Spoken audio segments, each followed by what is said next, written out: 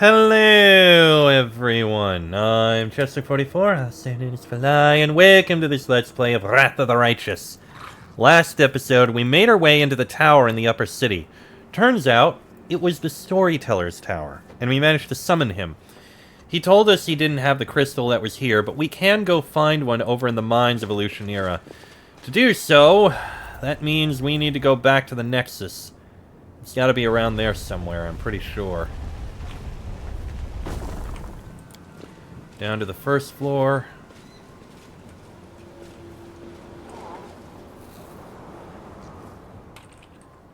Then we leave this way.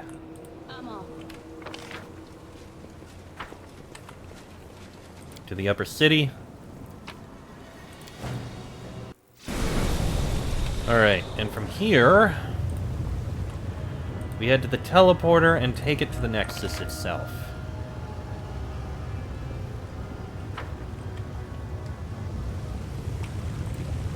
Should be simple enough.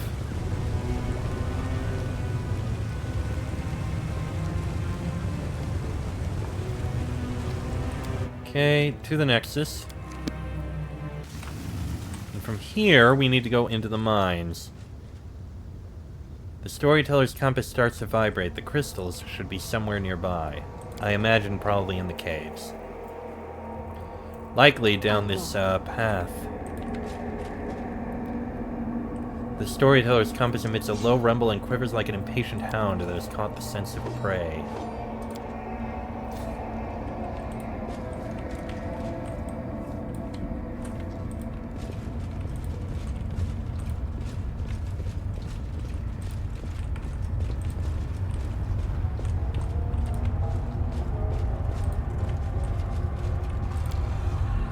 We do it my way. Not over here.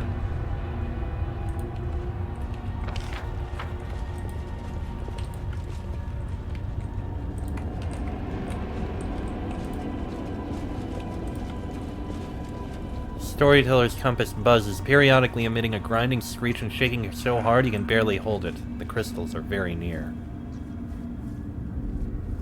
I just had a thought. I'm gonna drop a save.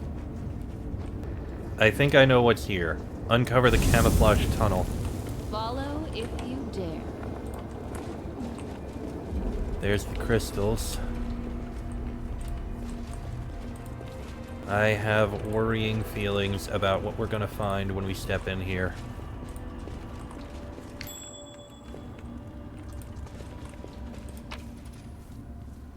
Okay, magic essence, dinosaur bone. Oh, magic essence, that's what we ran out of.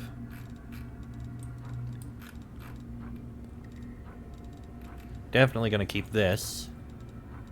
In fact, you go down there, and you go down there. You are gonna sit over here. Midnight bolts are also gonna stay there, and that'll be fine. I have a feeling we're about to have something very rough happen. Nahyndrian Crystal. You can handle them. There it is. Ancient carnivorous crystals. Kill them as quick as you can. Subsonic hums. Entrap. Let me see something here. Subsonic hum is bad. An active carnivorous crystal gives off supernatural sonic vibrations. Any living creature starting its turn within this aura must succeed at a DC 22 fort save or be stunned for a second. A creature that successfully saves can't be affected by a same one. That's not all. Ring of Sharp Strike. Oh, that's me hitting them. Freeze, but that's not what I'm worried about. Entrap and Crystallize. A creature entrapped by a carnivorous crystal's attack must succeed at a DC 22 fort save each round or become helpless. If a helpless creature fails this save, it becomes petrified as its body crystallizes. Petrified is effectively the equivalent of death. Okay. Those two are thankfully dead. I'm off. We're okay for the moment, but I hate those things. They are extremely dangerous. Please tell me there's not more. There's more! 3 more!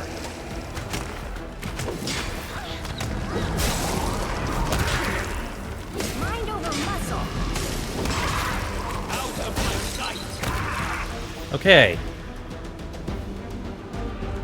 Nenio is stunned, but Nenio's okay.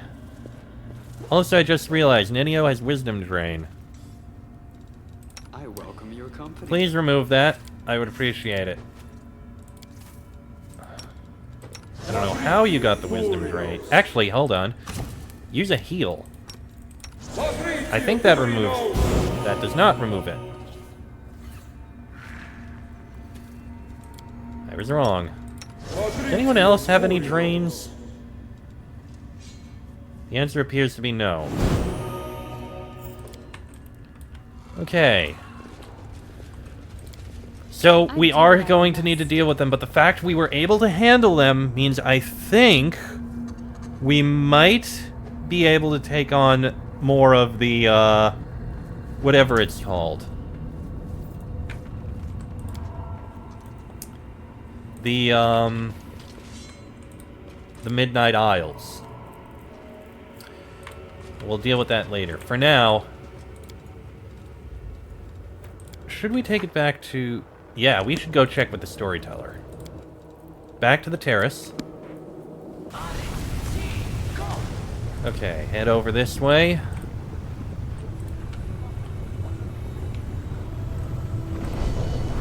And up towards the tower. I just realized I have been a little bit wounded.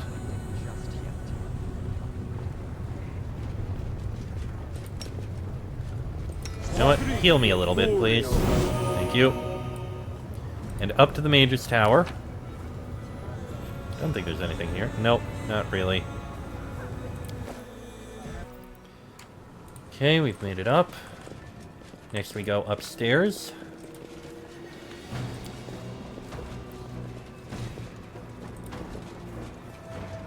I'm gone. Second floor. From here we go up to the 3rd floor.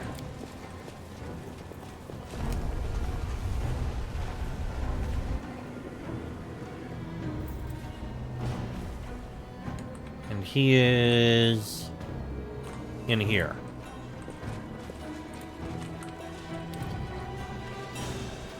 Mind coming out? Thank you. Take this crystal. What do you see? The storyteller takes the crystal, and his face becomes twisted with evil rage, and a screeching cry bursts from his lips. A bloody stain spreads across your chest, and the storyteller's visions once again burst into your mind, just as they did in Canabra's when you brought him the stone chisel. My wings take me higher and higher, stirring storms, but even they cannot disperse the ball of darkness hanging in front of me. Stupid little maggot, you think you can fly as high as me? My cheeky opponent does not answer, and the wound under my heart continues to gush streams of blood, tainting the feathers of the Black Bolt and dripping into the dark waters of Ishiar. There is something wrong with this wound. My strength is dwindling too quickly. This means there is no time to waste. I'll grab her, scrunch her up, cut her with my claws, and throw her to the very bottom of the abyss. Quickly changing the direction of my flight, I rush forward and hit the center of the dark cloud. Well, where are you? My chest is thrust forward, ready to take any blow, and my claws are cutting through the air. But she is not here. She deceived me. The dark cloud was a fake. Where are you? Her triumphant laughter echoes over the black ocean. So insulting, so insolent and impetuous. Someone catch that laughter. Choke it!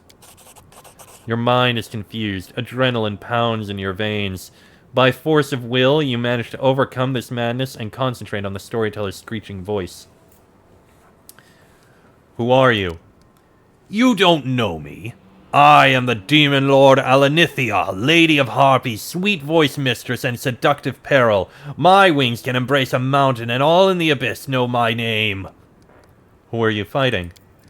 That pathetic upstart Nocticula. She attacked without warning and wounded me. And now she is hiding in her shadows, thinking she can get away from me. Your pathetic leathery wings can't compare with mine.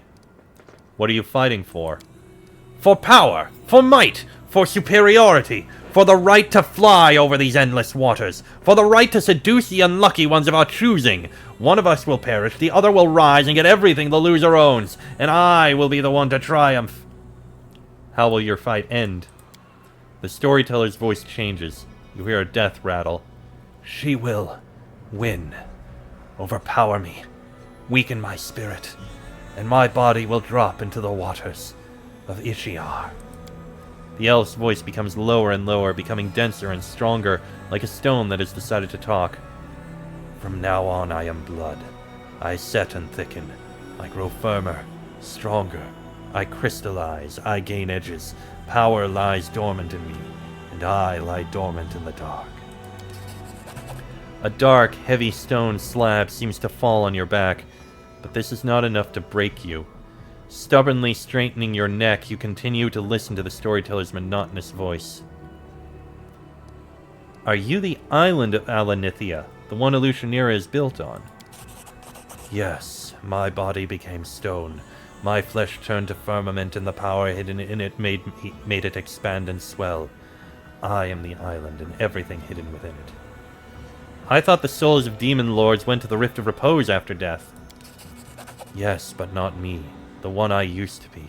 She was supposed to go to a secret place, but someone stopped her, locked her in this body. She didn't want those who fell at her hand to return. She found a way to lock their power in their remains, and the power is still there. Where are you? I'm lying in the ground, in the depths my paths are laid. I am asleep, waiting for greedy hands to touch me, gather me up, take my power for their own. What will happen to you next? You will take me out.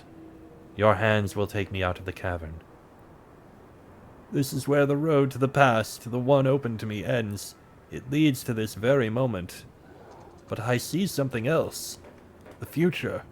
A possible future. Droplets of spittle fly from the old elf's mouth. His speech becomes furious and garbled, his voice trembling with tension. Ah, it hurts! The crystal is so huge! She is implanting it, sewing it into living flesh, my flesh, and it oozes power, soaking my flesh and blood, flowing in my veins. I am rage, I am agony, I am violence made flesh. Red fog descends before your eyes. Something horrible, primal, and bloodthirsty awakens in your soul. It drinks your strength greedily, sending pain lancing through your skull. Who are you, and whom do you serve? I am a humble demon whose old name doesn't matter. From now on, everyone will call me the Horned Horror. Lady Hebzamira will lead me into battle, where I will crush her enemies. No, I will destroy them with my horrifying grunting that will rip their pathetic flesh from their meager carcasses. Who is implanting the crystal into you? Mutasifen, that cunning one with snake eyes, one of the fosterlings of the upstart Arilu. My mistress Hebzamira ordered him to do it. She has many such crystals. I am not the first or last to have had this done to them. Mutasifen is a weak and mortal spawn, but even he improves with practice. You see, I am alive, unlike the pathetic unfortunates who went first.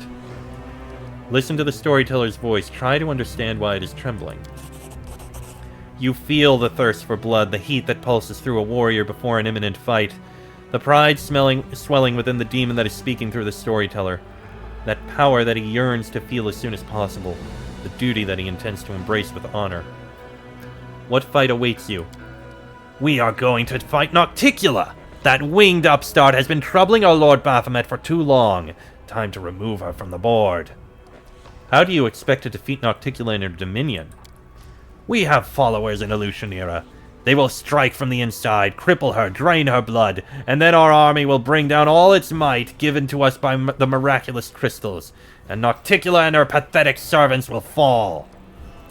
Enough, storyteller. The storyteller's vision fades, and with it the terrible heat in your chest. The old elf comes back from his dream with a helpless sigh. What a horrible vision. I am completely exhausted. I never expected to touch the memories of a fallen demon lord who had never found peace in the Rift of the Repose. I shared a vision with you again. Like when you brought me to the stone chisel in Canabras. Strange. Could it be that those two objects are connected? To each other, or to you? So the crystals are demon blood. Yes, hardened blood in which the spiritual power of the perished demon lord is sealed. In this case, the power of Alanithia, who was killed in battle and locked in her own remains in this unusual way. So the city is built on Alanithia's corpse. In a manner of speaking, yes. After the spiritual power of Alanithia did not go to the Rift of Repose, Nocticula began to transform her dead body, forcing it to expand and assume a more solid, static form. I can only guess what a nightmare this imprisonment was for Alanithia's spiritual essence. How can the stone grant powers? I suppose that it happens as a result of some merging process, after which the unspent power of a demon lord will literally flow into the body of the one who uses the stone. And what is the Rift of Repose? That is where the souls of fallen demon lords go. After death, they usually return to their own abyssal realms, but if death finds them again before a year passes, the abyss dumps them in its cemetery. In this stone rift full of fog, the souls of the grand demonic dead turn to stone statues and stand for an eternity, slowly becoming threaded with cracks and gradually falling into ruin. It is a kingdom of decline and decay, and a visit there might serve as a good lesson to those who believe in their own might and deem themselves invincible. I see. Everything is clear to me now. The old elf gives a sudden jolt and says, I've had a brilliant idea. The stone knife you showed me in Canabras, do you still have it? Can I examine it again? Sure. Frowning, the storyteller stands for a while, holding the knife. Finally, he returns the weapon to you and says heavily, No question. The knife is made from Nahyndrian crystal. No, not made.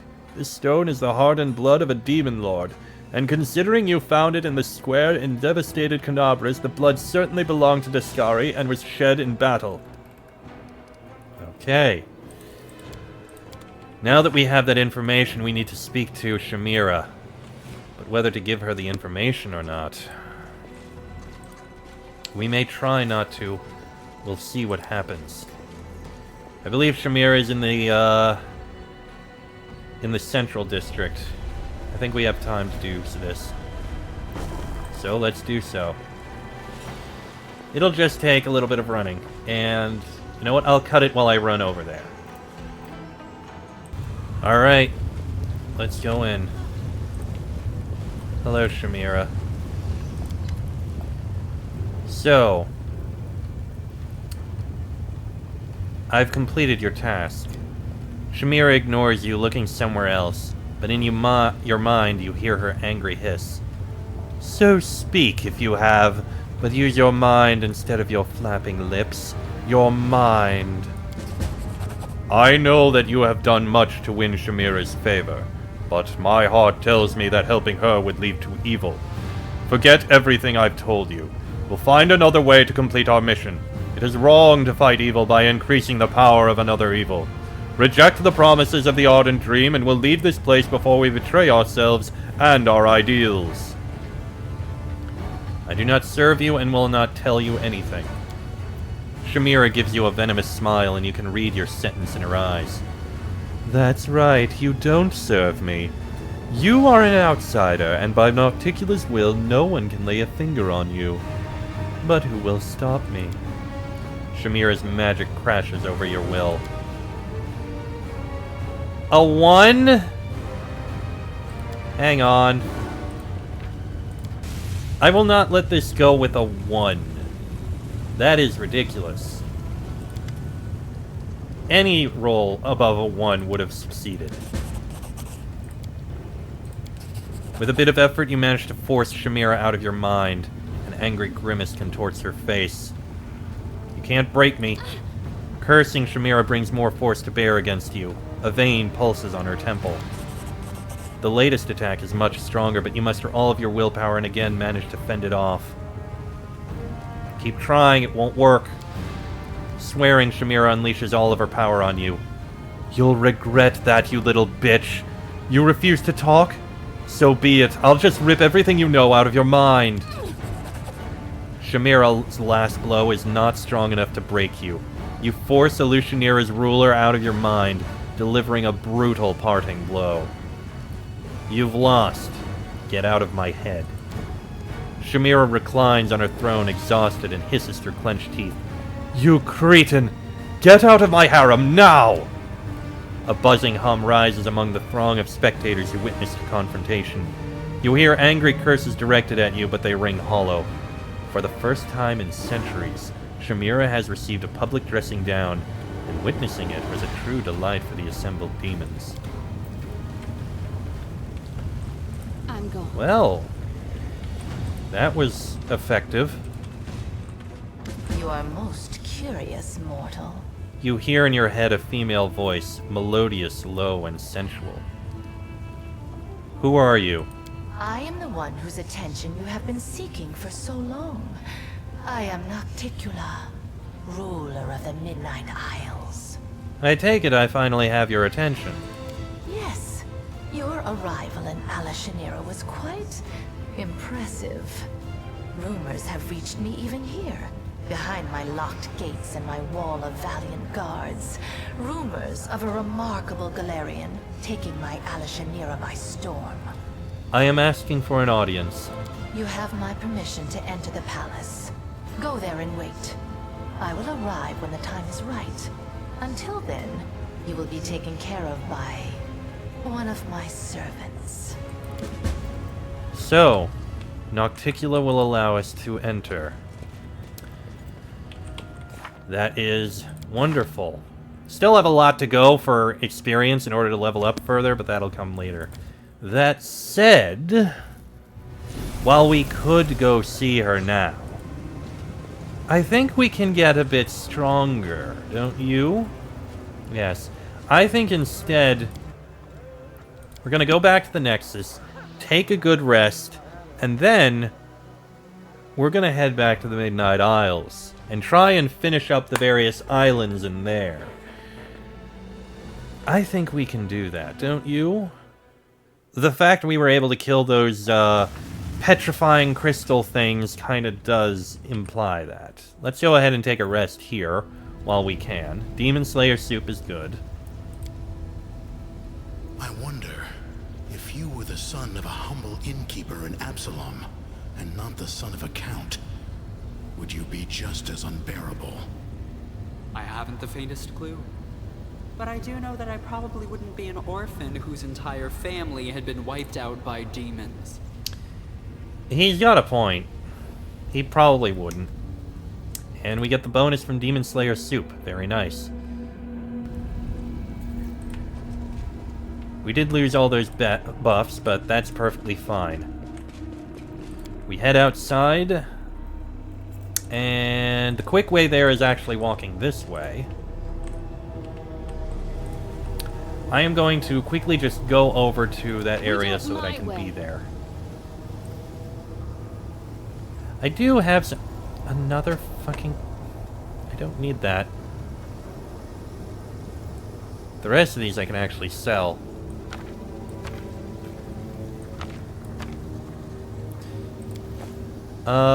Swap it around. You are gonna be good to have in there. You are a fair choice, and the rest of you. You go ahead and get onto your mount. We are going to go right down to here.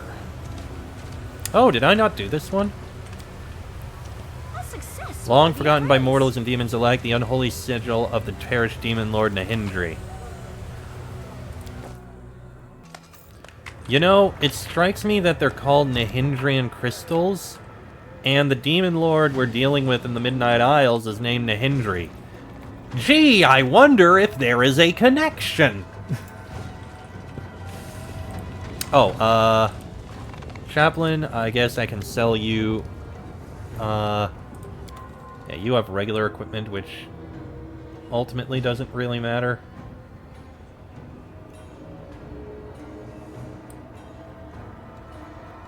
So, bulk selling, and then sell these various items, which I'm not going to use. Deal. Also, can any of you guys learn that scroll? You can't, you can't. Okay, just put the scroll back here. And let's go ahead and go aboard.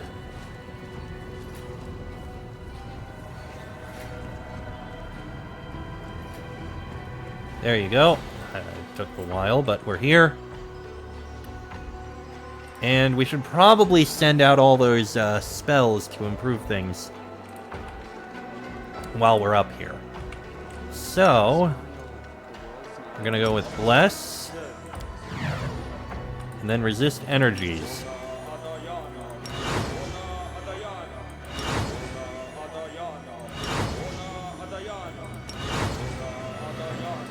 There we go, and we also know that Greater Angelic Aspect will last forever. Alright, and with that, I am going to end this episode here. Next episode, back to the Midnight Isles. Till then, I am Chestic44, also known as Falai. That is me, Sela, Woljif, Darren, Lan, and Nenio. This has been a Let's Play of Wrath of the Righteous, and I shall see you all next time.